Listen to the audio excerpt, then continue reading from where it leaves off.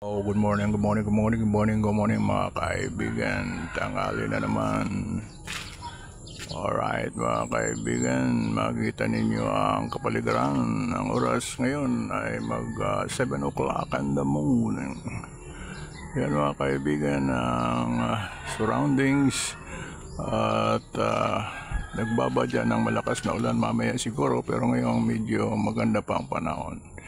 Pwede ba kayong maglaba at ilang oras ay uulan na. Alright mga kaibigan, humingi ako ng donasyon ng grass cutter upang maputol natin ang mga damo sa palibot na ito. Kung kayo ay nakakaluwag-luwag, please donate a grass cutter. Mura lang naman yan, 2 grass cutter, isang tinatawag na kasadul, at kung ano-ano pang putol ng damo.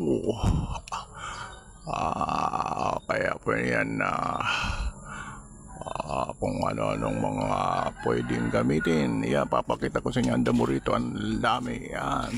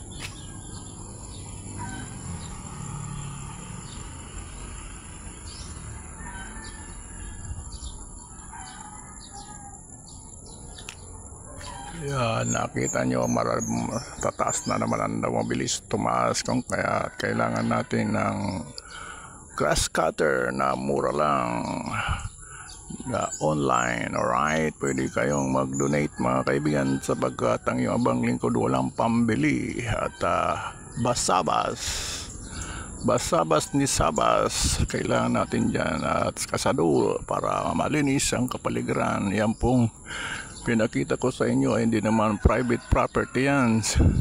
Yan po ay kalsada na hindi nalilinisan ng ating pamahalaan, pinababayaan. Alright mga kaibigan, God bless everyone and see ya.